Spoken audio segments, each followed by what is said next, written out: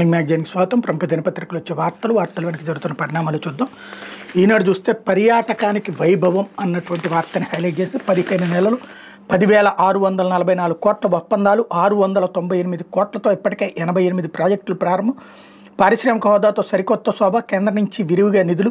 వైకాపా ప్రభుత్వం నిర్లక్ష్యం చేసిన పర్యాటక రంగాన్ని కూటమి ప్రభుత్వం గాడిలో పెడుతోంది. పర్యాటక రంగానికి పారిశ్రామిక హోదా కల్పించి అనేక రాయితీలు ప్రకటించడంతో 15 నెలల్లోనే 10,644 కోట్ల పెట్టుబడులు పెట్టేందుకు పలు సంస్థలు ఒప్పందాలు చేసుకుని వీటి ద్వారా 8,080 మందికి ఉపాధి లభించబోతోంది. ఇందులో 698 కోట్లతో ఇప్పటికే 88 ప్రాజెక్టులు ప్రారంభమై 3,554 మందికి ఉపాధి లభిస్తోంది. పర్యాటకులు పెద్ద సంఖ్యలో వచ్చేలా సాహస పర్యాటకానికి ప్రభుత్వం ప్రాధాన్యం ఇస్తోంది. హోటళ్లలో 50,000 గదులతో పాటు హోమ్ స్టేల ఏర్పాటును ప్రోత్సహిస్తోంది. కార్వాన్ పర్యాటకం పైన త్వరలో ప్రత్యేక విధానం ప్రకటించనుంది. కేంద్ర సహకారంతో వివిధ పథకాల కింద 374 కోట్లతో సందర్శనీయ ప్రాంతాలను అభివృద్ధి చేస్తోంది. వైకాపాయంలో లేని పారిశ్రామిక హోదా, క్యాపిటల్ సబ్సిడీ, క్యాపిటల్ సర్టిఫికేట్, ఉద్యోగాల కల్పనపై రాయితీలు ఇవ్వడంతో పాటు తాగునీటి ఛార్జీలు, మురుగునీటి శుద్ధి, ఆస్తి పన్నుపై పరిశ్రమలకు ఇచ్చే రాయితీలన్నీ పర్యాటక రంగానికి ఇస్తోంది. రాష్ట్రంలో పర్యాటక ప్రాంతాల అభివృద్ధికి కేంద్ర పథకాలు దోహదం చేస్తున్న వైకాపా ప్రభుత్వం నిర్లక్ష్యం చేసిన కూటమి ప్రభుత్వం ప్రత్యేక శ్రద్ధ చూపడంతో వివిధ పథకాల కింద పెద్ద ఎత్తున నిధులు కేటాయించారు. ప్రస్తుతం చేపడుతున్న వివిధ అభివృద్ధి పనులు పర్యాటక రంగ అభివృద్ధిలో కీలకం కాబోతున్నాయి అన్నటువంటి వార్తని హైలైట్ చేశారు. ఇందులో ప్రసాద్ 25.82 కోట్లతో అన్నవరం దేవస్థానంలో భక్తులకు మౌలిక సదుపాయాలు, సాస్కి 172 కోట్లతో గండికోట అఖండ గోదావరి అభివృద్ధి పనులు, స్వదేశ్ దర్శన్ అరకు లంబసింగి సూర్యలంక బీచ్ అభివృద్ధికి 127 కోట్లు, ఛాలెంజ్ బేస్డ్ డెస్టినేషన్ డెవలప్మెంట్ 49 కోట్లతో అహోబిలం నాగార్జున సాగర్ ప్రాజెక్టు అభివృద్ధి, ఇవన్నీ కేంద్ర ప్రభుత్వ పథకాలు కేటాయించినటువంటి నిధులకు సంబంధించినటువంటి వార్తని హైలైట్ చేశారు. లేకపోతే ట్రంప్ లక్ష్యం అమెరికాకు మార్కెట్ సృష్టి. అక్కడ వ్యవసాయోత్పత్తులను సుంకాలు లేకుండా భారత్లో డంప్ చేయాలని చూస్తున్నారు. అందుకోసం బ్లాక్మెయిల్కి దిగుతున్నారు. తలొగ్గితే ఇక్కడ వ్యవసాయ రంగం తీవ్ర సంక్షోభంలోకి. అమెరికా సుంకాలతో చాలా రంగాలపై తీవ్ర ప్రభావం. ఈనాడు ఇంటర్వ్యూలో ప్రొఫెసర్ డి నరసింహారెడ్డి అమెరికా నుంచి వ్యవసాయ అనుబంధ ఉత్పత్తుల దిగుమతులకు 2-3 ఏళ్లుగా భారత్ కొన్ని సడలింపులు ఇచ్చింది. పూర్తిగా గేట్లు ఎత్తేయాలన్నది ఆ దేశ అధ్యక్షుడు ట్రంప్ కోరిక. అదే జరిగితే భారత వ్యవసాయ రంగం తీవ్ర సంక్షోభంలోకి వెళ్తుంది. రష్యా నుంచి క్రూడ్ ఆయిల్ కొని పరోక్షంగా ఉక్రెయిన్పై యుద్ధానికి భారత్ సాయపడుతోంది కాబట్టి సుంకాలు పెంచుతున్నాం అనేది సాకు మాత్రమే ప్రముఖ వ్యవసాయ ఆర్థికవేత్త, హైదరాబాద్ కేంద్రీయ యూనివర్సిటీ మాజీ ప్రొఫెసర్ డి నరసింహారెడ్డి అభిప్రాయపడ్డారన్నటువంటి వార్తని హైలైట్ చేస్తూ, నిజమే మన దేశం నుంచి డైమండ్స్, గోల్డ్, జ్యువెలరీ ఎగుమతుల్లో 40% అమెరికాకి వెళ్తాయి. గతంలో 2.1% సుంకం ఉండగా ఇప్పుడు 52.1% అయింది. సూరత్, ముంబై, జైపూర్ తదితర ప్రాంతాల్లో ఉన్న ఈ పరిశ్రమపై చాలా ప్రభావం పడే ఉపాధి అవకాశాలు దెబ్బతింటాయి. మరో ప్రధాన రంగం టెక్స్టైల్స్ అండ్ అపెరల్స్. తాజా పెంపుతో వీటిపైన 63.9% సుంకం అవుతుంది. తిరుప్పూరు, బెంగళూరు, నోయిడా తదితర ప్రాంతాలపై ఎక్కువ ప్రభావం ఉంటుంది. బంగ్లాదేశ్, వియత్నాం లాంటి దేశాలకు సుంకాలు తక్కువగా ఉన్నదని మనపై తీవ్రంగా ప్రభావం చూపుతుంది అన్నటువంటి వార్తని హైలైట్ చేశారు. అయితే జైలు వద్ద వైకాపా నేతల అరాచకం అంటూ విజయవాడలో జిల్లా జైల్లో ఉన్న మద్యం కుంభకోణం నిందితులు ధనంజయ రెడ్డి, కృష్ణమోహన్ రెడ్డి, గోవిందప్ప బాలాజీ ఆదివారం ఉదయం విజయవాడలోని జిల్లా జైలు నుంచి విడుదలయ్యారు. వాళ్ళు బయటకు వచ్చేలోపు జైలు వద్దకు చేరిన వైకాపా నేతల కార్యకర్తలు వీరంగం సృష్టించారు. మద్యం కేసు నిందితులు శనివారం ఏసీబీ కోర్టు బెయిల్ ఇవ్వడంతో నిబంధనల ప్రకారం అన్ని ప్రక్రియలు పూర్తి చేసి ఆదివారం ఉదయం 7 నుంచి 10 గంటల మధ్యలో వాళ్ళని విడుదల చేసేలోపు వీళ్ళు రచ్చరచ్చ చేశారన్నటువంటి వార్తని హైలైట్ చేశారు. అయితే ఇంధన నిల్వ ట్యాంకుపై పిడుగుపాటు. విశాఖ ఈస్ట్ ఇండియా పెట్రోకెమికల్స్లో ఎగసిపడిన మంటలు. విశాఖపట్నంలోని ఈస్ట్ ఇండియా పెట్రోకెమికల్స్ ఆదివారం మధ్యాహ్నం పిడుగుపడి మంటలెగిసాయి. మధ్యాహ్నం భారీ వర్షం కురవగా 7,500 టన్నుల సామర్థ్యం గల పెట్రోల్ ట్యాంక్ మీద పిడుగుపడింది. దీంతో పైకప్పు ఊడి పడిపోయి మంటలు రేగినాయి అన్నటువంటి వార్తని హైలైట్ చేశారు. పెట్టుబడులతో ఆంధ్రప్రదేశ్కి రండి. కోవై పారిశ్రామికవేత్తలకు మంత్రి లోకేష్ పిలుపు. కోయంబత్తూరులో పారిశ్రామికవేత్తలు నిర్వహించిన సమావేశంలో మాట్లాడుతున్న లోకేష్కి సంబంధించిన ఫోటోని ఇక్కడ హైలైట్ చేశారు. అయితే ఎస్ఐండ్ భూములకి టీడీఆర్ బాండ్లు. మాస్టర్ ప్లాన్ రహదారుల విస్తరణపై పురపాలక శాఖ స్పష్టీకరణ. నగరాలు, పట్టణాలు బృహత్తర ప్రణాళిక రహదారుల విస్తరణ, ఇతర ప్రజా ప్రయోజన అవసరాలకు ఎస్ఐండ్ డి పట్టా, టీకేటీ భూములు వినియోగించాల్సి వచ్చినప్పుడు వాటికి టీడీఆర్ బాండ్లు జారీ చేయాలని ప్రభుత్వం నిర్ణయించింది. జీవో 259 ప్రకారం భూములు స్వాధీనం చేసుకుని పరిహారంగా బాండ్లు ఇవ్వాలని పట్టణాభివృద్ధి సంస్థలకు స్పష్టం చేసింది. ఈ మేరకు పురపాలక పట్టణాభివృద్ధి శాఖ ముఖ్య కార్యదర్శి కె సురేష్ కుమార్ ఉత్తర్వులు జారీ చేశారన్నటువంటి వార్తని హైలైట్ చేశారు. అయిపోతే బండి ఇవన్నీ కూడా స్పెషల్స్ రాసుకొచ్చారు. బండి ఎక్కిన బిజినెస్ భలే రుచులే అంటూ సంతానోత్పత్తికి సైబీరియా ఇట్లాంటివన్నీ కూడా కొంచెం డిఫరెంట్ టైప్ ఆఫ్ స్టోరీస్ అనమాట. పొలిటికల్ ఈ కాదు. లేకపోతే సాక్షి వచ్చేటప్పటికి ఆంధ్ర రాష్ట్రం స్కాములమయం అంటూ భూమి చేద్దాం. ఏపీఐఏసీకి చెందిన విలువైన వేలాది ఎకరాల ప్రభుత్వ పెద్దల సన్నిహితులకు భూములు ప్రభుత్వ పెద్దల సన్నిహితులకు పందారం. ఇఫ్కో కిసాన్ సేజ్కి నెల్లూరులో 2,776 ఎకరాలు. నారావారి కుటుంబానికి అత్యంత సన్నిహితురాలైన అధికారిని రిటైర్డ్ ఐఏఎస్ లక్ష్మీపార్సారథి డైరెక్టర్గా ఉన్న కంపెనీ ఇది. పదవిలో ఉన్నప్పుడు ముఖ్య నేత ఎలా చెప్తే అలా చేశారన్న పేరుంది. అలాగే హిమాచల్ ఫ్యూచరిస్టిక్ కమ్యూనికేషన్స్ లిమిటెడ్కి సత్యసాయి జిల్లాలో 1000 ఎకరాలు. ఒకప్పుడు దేశాన్ని కుదిపేసిన కేతన్ పరేఖ్ స్టాక్ కుంభకోణంలో కీలక పాత్ర పోషించిన కంపెనీ ఇది. 100 కోట్లు దారి మళ్లించిన కేసులో విచారణ ఎదుర్కొంది. చివరికి జరిమానా కూడా చెల్లించింది. వాళ్ళకి 1000 ఎకరాలు ఇచ్చారన్నది. అట్లాగే ఎలీప్ కంపెనీ కుప్పంలో 13.7 ఎకరాలు, గతంలో అనకాపల్లిలో 31 ఎకరాలు. టీడీపీ అధికారంలోకి రాగానే తెరపైకి వచ్చే మహిళా పారిశ్రామికవేత్త రమాదేవి ముఖ్య నేతకు టీడీపీ పెద్దలకు అత్యంత సన్నిహితురాలుగా పేరు అన్నటువంటి వార్తను హైలైట్ చేశారు. అట్లాగే వరాహ ఆక్వా ఫార్మ్స్కి విశాఖ జిల్లా నక్కపల్లిలో 93 ఎకరాలు. ఇదో మూతపడిన కంపెనీ అని ఆర్ఓసీ చెప్తుంది.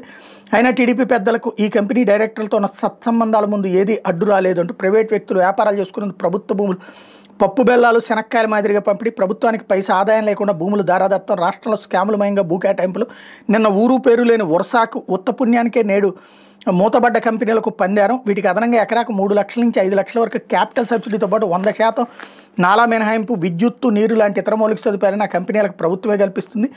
ఏపీఐఎస్ నుంచి భూములు పొందిన ఈ సంస్థలు పార్కులను అభివృద్ధి చేసి మార్కెట్ రేటుకు విక్రయించుకుని సొమ్ము చేసుకుంటాయి అన్నటువంటి వార్తని హైలైట్ చేశారు. అట్లాగే చిన్న పథకంతో 400 కోట్ల భూమికి ఎసరు అన్నటువంటి వార్తని హైలైట్ చేశారు. ఇందులో కూటమి ప్రభుత్వం అధికారంలోకి వచ్చినప్పటి నుంచి దొరికిందల్లా దోచుకోవడం, నీకెంత నాకెంత అని పంచుకు తిండాన్ని అలవర్చుకున్న టీడీపీ నేతలు దేవుడాస్తులు కూడా కాజేసేందుకు సిద్ధమయ్యారు. చిన్న పథకంతో ఏకంగా 400 కోట్ల విలువైన భూమిని గుప్పెట్లో పెట్టుకోవడానికి స్కెచ్ చేశారు. కృష్ణా జిల్లా మచిలీపట్నంలోని గొడుగుపేట వెంకటేశ్వర స్వామి ఆలయానికి సంబంధించిన ఎన్టీఆర్ జిల్లా విజయవాడలోని గొల్లపూడిలో సర్వే నెంబర్ 454/2B 3Bలో 39.99 ఎకరాల భూమి ఉంది. ఆలయ నిర్వహణ, కళ్యాణం, వైకుంఠ ఏకాదశి, బ్రహ్మోత్సవాలు, ఇతరత్ర ఉత్సవాల కోసం భక్తులు ఎన్నో ఏళ్ల క్రితం దానంగా ఇచ్చారు. ఈ భూమిపై వచ్చే ఆదాయంతో దేవాదాయ శాఖ ఆలయ నిర్వహణతో పాటు ఏటా ఉత్సవాలను నిర్వహిస్తోంది. ప్రస్తుతం ఈ భూమి విలువ ఎకరం 10 కోట్లకు పైగా ఉంది. దీంతో 400 కోట్ల విలువైన ఈ భూమిని కాజేసేందుకు ప్రభుత్వ పెద్దల దన్నుతో పార్లమెంట్ నియోజకవర్గం పరిధిలో ముఖ్య నేత వ్యూహాత్మకంగా పావులు కదుపుతున్నారు. ఇందులో భాగంగా world class golf practice range and centre of excellence పేరుతో 5 ఎకరాలు, విజయవాడ ఉత్సవాలు, ట్రేడ్ ఎక్స్పో, సాంస్కృతిక కార్యక్రమాలు, SHG Mela, agritech showcase, tourism promotion తదితర ఈవెంట్లతో ఎగ్జిబిషన్ నిర్వహణకు శాశ్వత వేదిక అంటూ మరో 34.99 ఎకరాల భూమి లీజు మాటను తీసుకునే ప్రక్రియ తుది దశకి చేరింది. మొత్తంగా 39.99 ఎకరాలను సొంతం చేసుకోవడానికి వ్యూహాత్మకంగా నేత పావులు కదుపుతున్నారు. గోల్ఫ్ కోర్టు విజయవాడ ఉత్సవం కోసం ఈ భూమి కేటాయించాలని ఎన్టీఆర్ జిల్లా కలెక్టర్కి దరఖాస్తులు చేశారు. ఈ ప్రతిపాదన దేవాదాయ శాఖ ప్రిన్సిపల్ సెక్రటరీకి చేరే ఎకరాకి ఏడాదికి 500 రూపాయలు చొప్పున 99 సంవత్సరాలకు లీజు పొందేలా ప్రయత్నాలు ముమ్మరమయ్యాయి. నిజానికి ఆ భూములకు దేవాదాయ శాఖ అధికారులు ఏడాది మే 15వ తేదీన ఏడాది పాటు కౌలుకు వేలం నిర్వహించారు. బొర్రా రవికి 95,500తో 7 ఎకరాలు, అబ్బూరి శ్రీనివాసరావుకు 1,05,100 రూపాయలతో 6.5 ఎకరాలు, అనుమోల్ రామారావుకి 66,700 రూపాయలతో 4.5 ఎకరాలు, ఈ ఊరి నాగమల్లేశ్వరరావుకి 97,000 రూపాయలతో 4.5 ఎకరాలు ఇచ్చారు. కె ధర్మారావుకు 2023-24 నుంచి 25-26 వరకు 5 ఎకరాల భూమిని 52,500, కె అయ్యప్పకు 2.5 ఎకరాలు 23,500తో కౌలుకి ఇచ్చారు. కౌలు గడువు పూర్తి కాకముందే ఆ భూములు గోల్ఫ్ కోర్టు విజయవాడ ఉత్సవ్కి లీజుకి ఇచ్చేందుకు అధికారులు సిద్ధమయ్యారు. అయితే కౌలు పొందిన రైతుల నుంచే సబ్ లీజుకి తీసుకుని ఏడాది ఉత్సవాలు నిర్వహణ చేస్తున్న కలరింగ్ ఇస్తున్నారు. ప్రభుత్వ నిబంధనల ప్రకారం దాని భూమిని అప్పగించాలంటే వేలంపాట నిర్వహించాలని నిబంధనలు తొంగలో దొక్కారు. దేవాదాయ శాఖ నుంచి ఎటువంటి ఉత్తర్వులు రాకముందే ఈ భూములు పార్లమెంట్ నియోజకవర్గం టీడీపీ ముఖ్య నేత తన ఆధీనంలోకి తీసుకున్నారు. ఎలాంటి అనుమతులు లేకుండా భారీ ఎత్తున మట్టి తోలించి భూమిని చదును చేయించారు. విజయవాడ ఉత్సవాల నిర్వహణకు ఏర్పాట్లు ముమ్మరం చేస్తున్నారు. వీటి నిర్వహణకు అయ్యే కోట్ల ఖర్చును వ్యాపార సంస్థల నుంచి వసూలు చేసే దిశగా అడుగులు వేస్తున్నారు. మరోవైపు ఆ భూములు గోల్ఫ్ కోర్టు విజయవాడ ఉత్సవం కట్టబెట్టేందుకు సంబంధించిన ఫైల్ సచివాలయంలో శరవేగంగా ముందుకు కదులుతోంది. త్వరలో ఇందుకు సంబంధించిన ఉత్తర్వులు వెలువడతాయని అధికార వర్గాల సమాచారం. ఈ భూమి 2017లోనే కాజేసేందుకు టీడీపీ నేతలు స్కెచ్ చేశారు. ఈ క్రమంలో గొడుగుపేట వెంకటేశ్వర స్వామి ఆలయాన్ని దేవాదాయ శాఖ నుంచి తప్పించి విజయవాడ దుర్గామల్లేశ్వర స్వామి పరిధిలోకి తెచ్చారు. అయితే గొడుగుపేట వెంకటేశ్వర స్వామి ఆలయానికి ఎలాంటి నిధులు ఇవ్వకపోవడంతో ఆలయం శిథిలావస్థకు చేరుకుంది. వైఎస్ఆర్సీపీ ప్రభుత్వం అధికారంలోకి వచ్చే కూలిపోయే దశలో ఉన్న గొడుగుపేట ఆలయానికి పూర్వవైభవం తెచ్చేందుకు నాటి సీఎం వైఎస్ జగన్ నడుం బిగించారు. అప్పటి మంత్రి పేర్నాని ప్రతిపాదన మేరకు 2020 మార్చిలో ఈ ఆలయాన్ని దుర్గమల్లేశ్వర స్వామి పరిధిలోంచి తప్పించి దేవాదాయ శాఖ పరిధిలోకి తెచ్చి ఈవోను కూడా నియమించారు. 2020 అక్టోబర్లో పేర్నాని సీజీఎఫ్ నిధులు 1.8 కోట్లు, భక్తుల నుంచి విరాళం రూపంలో 20 లక్షలు వెరసి 2 కోట్లు వెచ్చించి ఆలయ జీర్ణోద్ధరణ పనులు పూర్తి చేయించారు. చెనజీరి స్వామి చేతుల మీద పునఃప్రారంభోత్సవం జరిపించారు. 2023 జూలైలో ఈ ఆలయ భూములకు వేలం నిర్వహించారు. అప్పటి నుంచి ప్రతి ఏటా భూములకు వేలంపాట నిర్వహించి రైతులకు లీజుకి ఇస్తున్నారు. 2024 మే వరకు ధూపదీప నైవేద్యాలు ఘనంగా ఉత్సవాల నిర్వహణకు అవసరమైన నిధులు విడుదల చేశారు. ఇప్పుడు అవన్నీ కూడా చివరికి దోచేస్తున్నారు అన్నటువంటి వార్తని హైలైట్ చేశారు. లేకపోతే కన్నీరు మున్నీరు రైతుండే అంటూ యూరియా కోసం క్యూ కడుతున్న రైతులు, యూరియా కొరత రైతులు వెన్నాడుతూనే ఉంది. డిమాండ్కి సరిపడా అందడం లేదు. ఫలితంగా ప్రాథమిక వ్యవసాయ సహకార సంఘాల వద్ద అన్నదాతలు క్యూ కడుతున్నారు. అయినా యూరియా దొరకపోవడంతో కన్నీరు మున్నీరు అవుతున్నారు. సర్కార్ తీరుపై తీవ్ర నిరసన వ్యక్తం చేస్తున్నారు. అయినా టీడీపీ తీరు మారడం లేదు. యూరియాను పక్కదారి పట్టిస్తూనే ఉన్నారు. తమ దుకాణాలకు యూరియా నిల్వలను తరలించుకుపోతున్నారు. అన్నటువంటి వార్తని హైలైట్ చేసింది. లేకపోతే వద్దు బ్రో అమెరికా రావద్దు అంటూ విదేశీ యువతను వణికిస్తున్న నిరుద్యోగ గణాంకాలు, అమెరికాకు వెళ్ళాలంటేనే భారతీయులు వణికిపోయే పరిస్థితి వచ్చింది, అమెరికాకు చెందిన బ్యూరో ఆఫ్ లేబర్ స్టాటిస్టిక్స్ తాజా గణాంకాలు యువతను మరీ భయపెడుతున్నాయి, అక్కడ పరిస్థితి ఏమిటి అని ప్రవాస భారతీయులకు ఫోన్ చేస్తే ముందుగా వచ్చే మాట ఒకటే, వద్దు బ్రో ఇప్పుడు అమెరికాకు రావద్దు. గ్రీన్ కార్డు ఉన్న వాళ్ళ నుంచి ఇదే మాట వినిపిస్తోంది. పెరుగుతున్న ఖర్చులు, పడిపోతున్న ఆదాయం, వెంటాడుతున్న అప్పులు, ఇది పరిస్థితి అంటున్నారు అమెరికాలోని మన వాళ్ళు. కేవలం 6 నెలల కాలంలోనే లేబర్ మార్కెట్ నేలబారుకు చేరిందని చెప్తున్నారు. ఐటీ సెక్టార్లో ఎప్పుడేం జరుగుతుందో తెలియని పరిస్థితి కనిపిస్తోందని ఆందోళన వ్యక్తం చేస్తున్నారు. చదువు కోసం వెళ్ళిన విద్యార్థులు ఈ పరిస్థితులు మరింత ఇబ్బందులకు గురి చేస్తున్నాయి. కొత్తగా యుఎస్ వెళ్ళాలనుకునే వాళ్ళు పునరాలోచించాల్సి వస్తుంది అన్నటువంటి వార్తని హైలైట్ చేశారు. ఉపరాష్ట్రపతి ఎన్నికల్లో ఎన్డీఏ అభ్యర్థికి వైఎస్ఆర్సీపీ మద్దతు. సిపి రాధాకృష్ణన్ కలిసిన వైఎస్ఆర్సీపీ పార్లమెంటరీ పార్టీ నేత వైవి సుబ్బారెడ్డి ఉపరాష్ట్రపతి ఎన్నికల్లో ఎన్డీఏ అభ్యర్థి సిపి రాధాకృష్ణన్కి వైఎస్ఆర్సీపీ సంపూర్ణ మద్దతు ప్రకటించింది. పార్టీ అధినేత మాజీ ముఖ్యమంత్రి వైఎస్ జగన్మోహన్ రెడ్డి ఆదేశాల మేరకు నిర్ణయం తీసుకున్నట్టు వైఎస్ఆర్సీపీ పార్లమెంటరీ పార్టీ నేత వైవి సుబ్బారెడ్డి స్పష్టం చేశారు. ఆదివారం ఢిల్లీలో కేంద్ర మంత్రి ప్రహ్లాద్ జోషి ఆహ్వానం మేరకు ఎన్డీఏ ఉపరాష్ట్రపతి అభ్యర్థి సిపి రాధాకృష్ణన్తో సుబ్బారెడ్డి భేటీ అయ్యారు. ఈ సందర్భంగా వైవి సుబ్బారెడ్డి మాట్లాడుతూ పార్టీ అధినేత వైఎస్ జగన్మోహన్ రెడ్డి ఆదేశాల మేరకు మా పార్టీకి చెందిన 11 మంది ఎంపీలు ఉపరాష్ట్రపతి ఎన్నికల్లో సిపి రాధాకృష్ణన్కి అనుకూలంగా ఓటు వేస్తారని తెలిపారు. రాజ్యాంగబద్ధమైన పదవుల ఎన్నిక ఏకగ్రీవంగా జరగాలని వైఎస్ జగన్ అభిమతమని, ఆ స్ఫూర్తితోనే తాము ఎన్డీఏ అభ్యర్థికి మద్దతిస్తున్నామని ఆయన పునరుద్ఘాటించారన్నటువంటి వార్తని హైలైట్ చేశారు. లేకపోతే దుర్మార్గానికి పరాకాష్ట అంటూ ఉల్లికి మద్దతులు ధర లేదని ఆత్మహత్యయత్నం చేసిన రైతులపై కేసులు. తాము పండించిన ఉల్లి పంట గిట్టుబాటు ధర లభించడం లేదని మనస్తాపంతో సెల్ఫీ వీడియో ద్వారా తమ బాధ చెప్పుకుని పురుగుల మందు దాగి ఆత్మహత్యయత్నం చేసిన రైతులపై పోలీసులు సెక్షన్ల కింద కేసులు నమోదు చేశారు. ప్రభుత్వానికి చెడ్డ పేరు వచ్చేలా చేశారని దుర్మార్గంగా తప్పుడు కేసులు కట్టారు. కర్నూలు జిల్లా సి బెళగల మండలం పోలకల గ్రామానికి చెందిన గుండ్లకొండ కృష్ణ, అతని సమీప బంధువు గుండ్లకొండ వెంకటనాయుడు ఉల్లి పంటను సాగు చేశారు. తీరా దిగుబడి చేతికి అందాక పంటకు అమాంతం ధర పడిపోయింది. కిలో 5-6 రూపాయలు కూడా కొనే పరిస్థితి లేకపోవడం, చేసినప్పుడు ఎలా తీర్చాలో తెలియక తీవ్ర ఆవేదనకు గురయ్యారు. ఇలాగైతే బతకడం కష్టమని భావించి ఇద్దరు కలిసి ఆత్మహత్య చేసుకోవాలనుకున్నారు. ఈ క్రమంలో శుక్రవారం సాయంత్రం తమ బాధను వివరిస్తూ సెల్ఫీ వీడియో తీసుకుని పురుగు మందు దాగారు. అపస్మారక స్థితిలో ఉన్న వాళ్ళని చుట్టుపక్కల వాళ్ళు గమనించి కర్నూలు ప్రభుత్వ ఆసుపత్రికి తరలించారు. అక్కడ వాళ్ళు చావు బతుకుల మధ్య పోరాడుతుండగా ఆదివారం పలుకుదొడ్డి గ్రామ వీఆర్ఓ శ్రీనివాసులు ఫిర్యాదుల మేరకు బాధిత రైతులపై కేసు నమోదు చేశారు. మేరకు ఎస్ఐ పరమేష్ నాయక్ మీడియాకు వెల్లడించారు. గుండ్లకొండ కృష్ణ, గుండ్లకొండ వెంకటనాయుడు రైతులను రెచ్చగొట్టి గొడవలు సృష్టించాలన్న దురుద్దేశంతోనే ఉల్లి పంటలు గిట్టుబాటు ధర లభించడం లేదని తప్పుడు వ్యాఖ్యలు చేశారు. ఏదో ఒక పురుగుల మందును వాళ్ళ పొలంలో తాగినట్టు వీడియో తీసుకున్నారు. ప్రభుత్వంపై అవాస్తవ ఆరోపణలు చేస్తూ రైతులు అశాంతి రేకెత్తించేలా ప్రయత్నం చేశారు. అందువల్ల వీఆర్ఓ ఫిర్యాదుతో సదరు రైతులపై కేసు నమోదు చేశామని ఎస్ఐ తెలిపారన్నటువంటి వార్తని హైలైట్ చేశారు. లేకపోతే ఆంధ్రాలో ప్రొవిజనల్ ఫైనల్ ఓట్ల మధ్య 12.5% తేడా, గెలవాలనుకునే రాష్ట్రంలో ఎక్కువ దశల్లో పోలింగ్ అంటూ గత ఎన్నికల్లో ఆంధ్రాలో ప్రొవిజనల్ ఫైనల్ పర్సంటేజ్ల మధ్య 12.5% తేడా ఉందని, దేశంలో ఇంతవరకు ప్రొవిజనల్ ఫైనల్ ఓట్లో 2% కంటే వ్యత్యాసం ఎప్పుడూ లేదని ప్రముఖ రాజకీయ విశ్లేషకులు పరకాల ప్రభాకర్ పేర్కొన్నారు. తెలంగాణ రాష్ట్రం ఖమ్మంలోని భక్త రామదాస్ కళాక్షేత్ర ప్రత్యామ్నాయ పౌర సమూహం ఆధ్వర్యంలో ఆదివారం నిర్వహించిన సెమినార్లో ఆయన మాట్లాడారు. దేశంలో అధికారంలో ఉన్న వాళ్ళు తాము ఏ రాష్ట్రంలో గెలవాలనుకుంటే అక్కడ ఎక్కువ దశల్లో పోలింగ్ నిర్వహిస్తున్నారని, ఏ రాష్ట్రంలో గెలవాలి, ఏ రాష్ట్రాన్ని వదిలేయాలని ముందుగా నిర్ణయించుకుని ఎన్నికలు నిర్వహిస్తున్నారని చెప్పారు. ఎన్నికల కమిషనర్ నియామకాల చీఫ్ జస్టిస్ని తప్పించి కేంద్ర మంత్రిని చేర్చడం ద్వారా విశ్వసనీయత దెబ్బతిన్నదని చెప్పారు. దేశంలో పలు రాష్ట్రాల్లో ఎన్నికలు ముగిసిన రోజుకు ఫైనల్ ఓటింగ్ శాతం ప్రకటనకు మధ్య 11 రోజుల సమయం పట్టిందని, చండీగఢ్లో కేవలం 644 పోలింగ్ బూతుల సమాచారం రావడానికి 5 రోజులు పట్టడం హాస్యాస్పదమని పేర్కొన్నారు. గత లోక్సభ ఎన్నికల్లో ప్రొవిజనల్ ఫైనల్ శాతాల మధ్య తేడా 5 కోట్ల ఓటుగా ఉందని, ఈ తేడా లేకపోతే ప్రతిపక్షాలకు 305 సీట్లకు పైగా వచ్చాయని విశ్లేషించారు. ఇటీవల యూపీలో ఈ వ్యత్యాసం 2% మాత్రమే ఉంటే ఎన్డీఏ సీట్లు తగ్గాయని వివరించారు. ఎన్నికల సంఘం మహామాయాజాలం వల్ల ఎన్నికల ఫలితాల తర్వాత పోలింగ్ శాతాన్ని ప్రకటిస్తోందని వివరించారు. సుప్రీంకోర్టు అడిగినా సరైన వివరాలు ఇవ్వడం లేదని పేర్కొన్నారు. ప్రస్తుతం దేశంలో ప్రజలు ప్రభుత్వాన్ని ఎన్నుకోవడం కాదని, ప్రభుత్వమే ఓటర్లను ఎంపిక చేస్తోందని ఎద్దేవా చేశారు. ప్రభుత్వం నెమ్మదిగా ఓట్ల చోరీకి అలవాటు చేస్తోందని, ప్రజలు మేల్కొనుకుంటే భవిష్యత్తు అంధకారం అయిపోతుందని ఆందోళన వ్యక్తం చేశారు. సెమినార్కి డాక్టర్ రవీంద్రనాథ్ అధ్యక్షత వహించారన్నటువంటి వార్తని హైలైట్ చేశారు. లేకపోతే ఆంధ్రజ్యోతి వచ్చేటప్పటికి తిన్నోళ్ళకి తిన్నంత అంటూ లిక్కర్ స్కామ్లో వైసీపీ నేతల అడ్డగోలు దోపిడీ. లిక్కర్ స్కామ్లో సిట్ తవ్వే కొద్దీ కొత్త కోణాలు వెలుగు చూస్తున్నాయి. కుట్రదారులు, లబ్ధిదారులు, పాత్రదారుల జాబితా అమాంతం పెరిగిపోతుంది. రాయలసీమ నుంచి ఉత్తరాంధ్ర వరకు ఈ పాపకు సొమ్ములో, ఈ పాపపు సొమ్ములోకి పాపకు సొమ్ము అని రాశారు. పాపకు సొమ్ములో ఎందరికో వాటా ఉంది. కొత్త పేర్లు తెరపైకి వస్తుండటంతో కేసు విచారణ అంతులేని కథలా సాగుతోంది.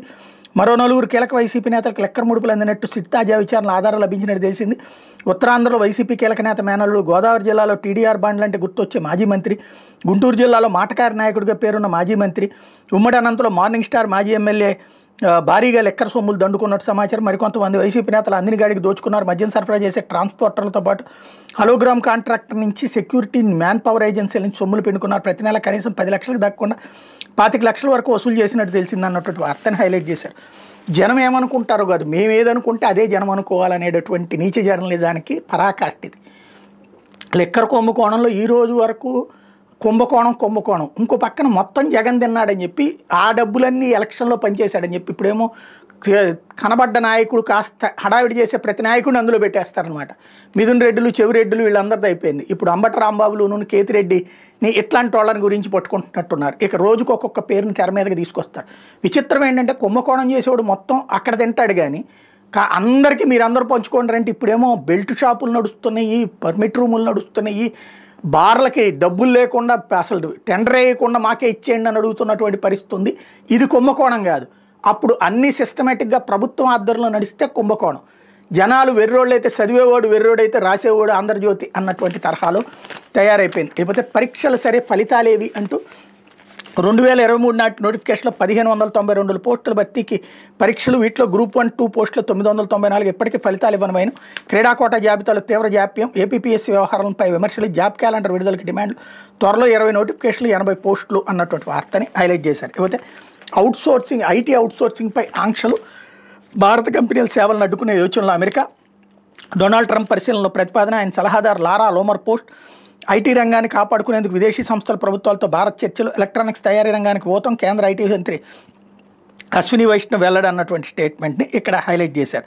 లేకపోతే అమెరికా ఒక్కటే దిక్కు కాదు, జపాన్, పశ్చిమాసియా, యూరప్, ఆఫ్రికాలో ఐటీ సేవలకు పెరుగుతున్న గిరాకీ, వాటిపై దృష్టి సారించాలంటున్న నిపుణులు. ఇప్పటికే పలు దేశాలతో భారత్ చర్చలు, మన అవుట్సోర్సింగ్పై అమెరికా ఆంక్షల రంకెలు రాజకీయ సందేశం కావచ్చు, ఆ దేశం భారత ఐటీ ప్రతిపైనే ఎక్కువగా ఆధారపడి ఉందంటూ నిపుణుల స్టేట్మెంట్ ఇక్కడ హైలైట్ చేశారు. లేకపోతే రేపే ఉపరాష్ట్రపతి ఎన్నిక, ఏదైతే దేశంపై ప్రేమ ఉంటే నన్ను గెలిపించి నాకు ఓటేస్తే భారతదేశ స్ఫూర్తికి వేసినట్టే, ఉపరాష్ట్రపతిగా ఛాన్స్ ఇస్తే పార్లమెంటరీ సంప్రదాయాన్ని రక్షిస్తా లోక్సభ రాజ్యసభ సభ్యులకి జస్టిస్ సుదర్శన్ రెడ్డి లేఖ, ఎన్డీఏ తరపున సిపి రాధాకృష్ణన్, ఇండియా అభ్యర్థిగా జస్టిస్ సుదర్శన్ రెడ్డి, పోలింగ్కి 2 కూటములు సిద్ధం, ప్రధాని మోడీ ఆధ్వర్యంలో బీజేపీ ఎంపీలకు వర్క్షాప్, నేడు విపక్షాల సభ్యులకి మాక్ పోల్, సంఖ్యాబలం ఎన్డీఏ వైపే, పార్లమెంటు ఉభయ సభల్లో ప్రస్తుతం 781 మంది సభ్యులు, వీళ్లలో పాలక కూటమి సభ్యుల సంఖ్య 425, ఇండీ కూటమికి 311, ఇతరులకు 45, క్రాస్ ఓటింగ్పై కాంగ్రెస్ ఆశలు అన్నటువంటి వార్తని హైలైట్ చేశారు. ఇది ఇకపోతే బీజేపీకి బ్యాక్ ఆఫీస్గా ఈసీ అంటూ ఆ పార్టీ ఓట్ల చోరీకి సహకరిస్తున్న కమిషన్, స్థానికల్లో బ్యాలెట్ వాడాలన్న కర్ణాటక సర్కార్ నిర్ణయం బేష్ అంటూ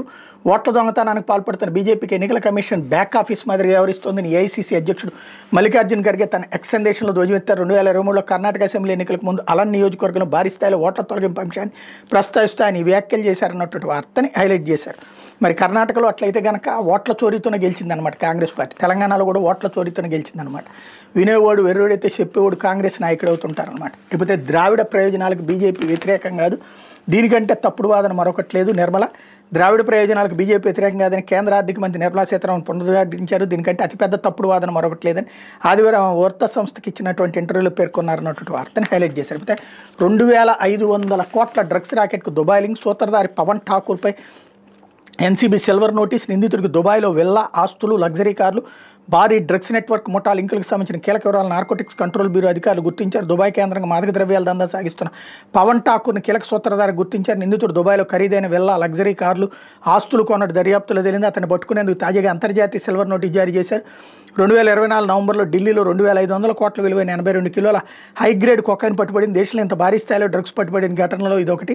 దీని వెనక పవన్ ప్రధాన సూత్రధారిగా ఉన్నట్టు ఎన్సీబీ అధికారులు చెప్తున్నారు. ఈ డ్రగ్స్ మెక్సికో నుంచి ఓ భారతీయ పోర్టుకు వచ్చి ఆ తర్వాత ట్రక్ ద్వారా ఢిల్లీకి చేర్చారని, అనంతరం ఓ గిడ్డంగిలో నిల్వ చేశారని దర్యాప్తు వర్గాలు వెల్లడించాయి. అప్పట్లో 5 ఠాకూర్ అనుచరులను అరెస్ట్ చేశారు. కాగా విదేశాల్లో ఉండే మాదక ద్రవ్యాల అక్రమ రవాణాదారుని పట్టుకునేందుకు భారత అధికారులు తొలిసారిగా సిల్వర్ నోటీస్ ఉపయోగించారు. ఇది నిందితుడు ఆస్తులు, వ్యాపారాలు, ఆర్థిక కార్యకలాపాలను గుర్తించేందుకు అంతర్జాతీయ లా ఎన్ఫోర్స్మెంట్ సంస్థలకు వీలు కల్పిస్తుంది.